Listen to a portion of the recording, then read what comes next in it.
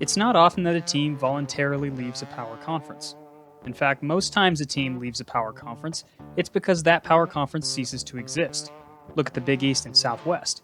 Or because the team was absolutely awful while a member, like Sewanee. But it isn't something that's absolutely unheard of. In today's video, I'm going to look at 3 schools who left their conference willingly and the factors that played into that decision, as well as playing around with what would have happened had they elected to stay. Perhaps the most famous willing departure of a Power 5 conference belongs to New Orleans' Tulane University, who was a founding member of the SEC back in 1932. As one of the few private institutions in the largely public Southeast, Tulane enjoyed quite a bit of monetary success and athletic success. Early on, when recruiting in sports didn't mean as much, especially in football, Tulane was more competitive with their peers.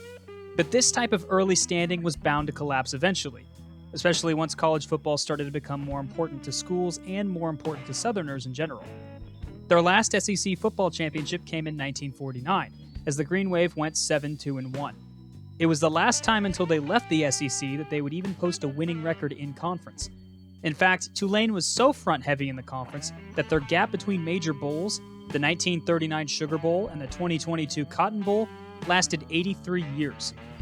Even in the talent-rich state of Louisiana, it was difficult to attract white athletes to New Orleans to play against juggernaut teams like Alabama and Florida, or even the in-state LSU.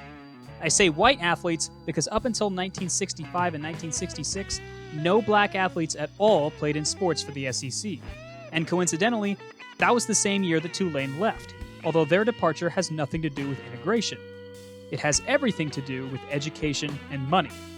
According to the Tulane Hullabaloo, which, side note, is the best name for a student newspaper I have ever heard in my entire life, the amount of scholarships necessary for the team to field was creating a monetary burden for the private school. On top of that, Tulane's reputation as Harvard of the South was at stake because most of their athletes were not studying intensive majors. University President Rufus Harris responded to the money and educational issues by scaling the number of scholarships down from 100 to 75 in 1951, as well as cutting salaries for coaches and eliminating physical education as a possible major for their athletes, forcing them to take harder courses. Unsurprisingly, the football program collapsed after this. It got so bad that Green Wave officials were loudly talking about leaving the conference while they were still members. One possibility floated was to create a sort of Southern Ivy League that would be called the Magnolia League, with other schools like Rice and Duke as members. But these other schools weren't as receptive to the idea and decided to stay where they could make money and possibly win football games at the highest level. Another was to drop levels considerably, potentially going from D1 to D3 just to save some money during a rough spot. Eventually, the Green Wave made the decision just to leave the SEC before the conference had enough of their antics and booted them themselves. They simply couldn't keep up, athletically or monetarily, in what the SEC had become, and had elected to follow a different path to keep their academics at a high position while also saving some face. What would have happened if the Green Wave had stayed in the SEC? Well, aside from the conference kicking them out, as they were close to doing anyway, and as the conference was known to have done with schools like Sewanee, they likely would have followed the same downward trajectory they had established in the 50s and 60s for quite some time. Imagining that the SEC never kicks them out for consistently winning 2 or 3 games a season, they likely follow a similar forecast to Vanderbilt in the SEC, except perhaps even worse due to money struggles. Up until the SEC becomes a truly powerhouse conference in terms of money in the 90s, it's likely that the occasional surprise bowl season for the Green Wave doesn't earn them too much, and it becomes difficult, next to impossible, to retain success. But not exactly impossible. Perhaps the Green Wave would have been able to rock the boat a little bit in the television era and rebuild their program from within the heart of the Big Easy. Maybe their inclusion keeps the SEC from adding Arkansas or South Carolina as early as they do in the early 90s, too, forcing one of those teams to remain patient and wait their turn to join. Since the SEC wanted an Eastern and a Western team, it's entirely possible that Arkansas spends some time in the Big 12 before joining the SEC had Tulane been there already. Or it's also possible that the SEC expands past just 12 teams in order to get the Hogs as well, paving the way for potential addition of West Virginia that had been discussed in the 2010s. See how cool the butterfly effect can be? At the end of the day, though, it's just speculation, and it's impossible to predict for sure what would have happened. But while Tulane's departure had a massive negative effect on their standing as a power program and their department finances, they were still able to salvage their reputation as an elite academic force and still play Division I sports at the same time. Ask Willie Fritz how they're doing. My guess is he'll say they're just fine. Tulane wasn't the only program to voluntarily leave the SEC, nor were they even the first.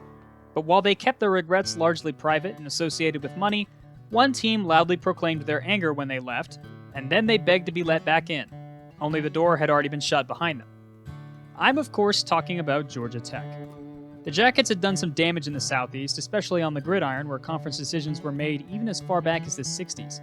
During a 5-year span from 1951 to 1956, the Jackets beat up on SEC competition, had spent every year ranked in the top 20, and had even taken home the national championship as a member of the SEC in 1952. They were on top of the world. But, like Tulane before them, scholarship numbers had become a problem.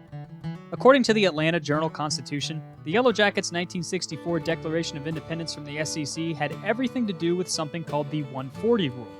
This rule dictated that SEC programs had to share 140 scholarships between men's basketball and football both.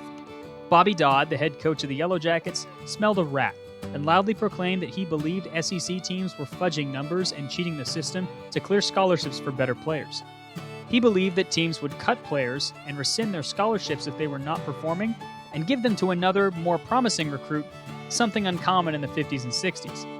He, on the other hand, stuck by his guys no matter how poorly they played, allowing them to get a degree. He firmly believed, despite all of his success, that he was the only coach playing by the rules. Dodd's anger was vibrant. He lashed at the SEC, asking them to lower the number of scholarship signees per recruiting class from 45, and despite Bear Bryant actually agreeing with him, Dodd beefed with the Alabama brass over it. As the most powerful man in Atlanta, Dodd's word was gold. A vote to change the rule in Dodd's favor fell through in 1964. When he had had enough of the SEC being unwilling to listen to him, Dodd, now a rambling wreck himself, marched up to Georgia Tech's president's office and demanded GT go independent. They did. Tech's football didn't fall off the face of the planet as an independent, but they certainly weren't world beaters afterward. They went from a winning percentage north of 60 to hovering above 500. Losing conference affiliation and the ability to easily schedule Alabama and Tennessee every season had cost the Jackets some heated rivalries, and the loss of those rivalries had cost them some talented players too. It wasn't the boon they'd expected it to be, and after multiple attempts to rejoin the SEC fell through, they admitted defeat and joined the ACC in 1983. After the university left the SEC, the South's smartest college exploded in enrollment and population, while their attendance at football games sank like a rock.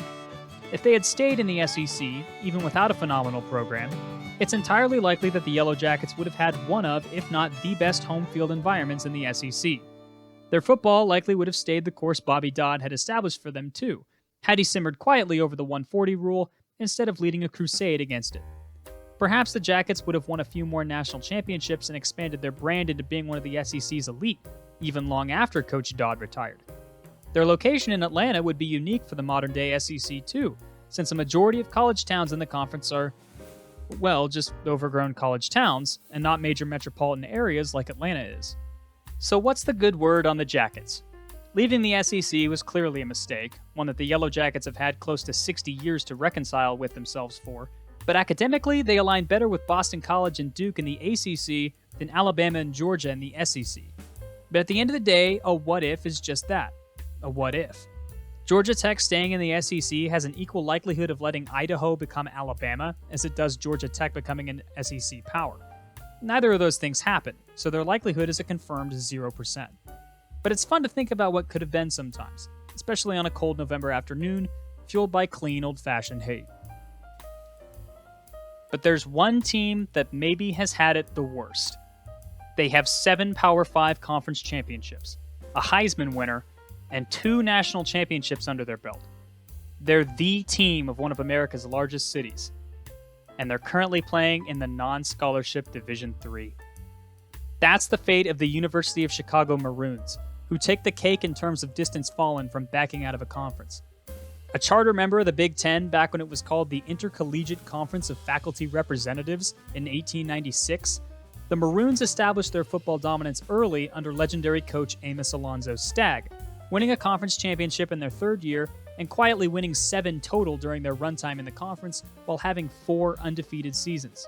So ingrained in college football culture was UChicago that the first ever Heisman Trophy was awarded to Chicago running back Jay Berwinger. They even claimed 2 national championships in 1905 and 1913, where the team went undefeated in both seasons. Things only really got difficult for the Maroons in conference when the Big Ten added Ohio State in 1916. Up until then, they had run rampant. But in the 30s, football was a much different sport. Some higher-ups considered it a ghastly, barbaric game, not too far removed from needing President Roosevelt to save it by favoring the forward pass. One of those higher-ups was Chicago's own president, Robert Hutchins, who, either ignoring the team's dominance or acting in spite of it, decided to eliminate the football program over Christmas break in 1939, 6 years after Coach Stagg had left. His reasoning? Football was a distraction to students and professors.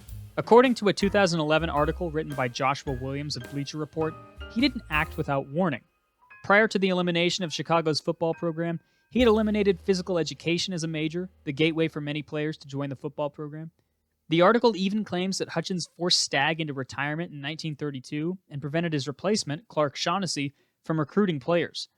Now, this article does use some biased language, so take these claims with a grain of salt, but regardless of whether there's truth in the article on reasonings, this wasn't the only move that Hutchins had made to increase the school's focus on academics, and UChicago did eventually become one of the country's premier universities. But with the football program gone, the city didn't have much to offer the Big Ten anymore. Chicago left as a member in 1946 and wouldn't field a football team again until 1969. They never recaptured the same level of success as Stagg's teams did. But what if they'd stayed? Well, the likely answer is that they're considered one of college football's first dynasties, potentially continuing to wrestle with programs like Ohio State and Michigan for conference dominance long into their time as a member of the Big Ten. However, as a smaller school more heavily focused on academics, it's also likely that they faced some harder times in the 50s and 60s, like some other academically focused institutions did, around the same time Ohio State and Michigan began to grow their reputations. Perhaps with the rise of TV contracts in the late 80s, Chicago becomes something more of a force, further solidifying a Chicago market that the conference only tangentially held with Northwestern in real life. Maybe, by the time the 2000s roll around, the conference doesn't feel the need to add Nebraska quite as early, since the conference would have had 12 teams with the addition of independent Penn State. Or maybe they'd go even further, adding the Cornhuskers and another school, like the Missouri Tigers or Rutgers Scarlet Knights, to push to 14 in 2010. Or maybe, if the school had continued to struggle in sports other than football and their football program had suffered as well, they would have been booted from the conference early on. Again, it's hard to guess accurately with hypotheticals, but regardless of what would have happened, it's entirely possible Chicago stays a Division I university at the very least, had they not eliminated their football program in 1939. Oddly enough, each of these universities kind of won in a way. Sure, their athletic programs took a dip to differing levels. These aren't college towns. These are Chicago, New Orleans, and Atlanta, 3 of America's biggest cities. At the end of the day, the universities won. Were they bad football or basketball or baseball or track or whatever moves? Sure, probably. The amount of money they left on the table for their athletic departments is staggering and borders on depressing. But you almost have to reframe these programs differently. These aren't schools that were kicked out of their conference or left behind on some sort of sinking ship. They knew they were prioritizing their academics over their athletics and made a decision to follow through with that direction. And it worked. So sure, feel bad for the Maroons or the Green Wave or the Yellow Jackets, the Metropolitan Color Trio. They've already made peace with their decisions, and they likely still agree with them to varying degrees. Some places don't need great football to be great universities. And in the case of Chicago, Tulane, and Georgia Tech, that's certainly true.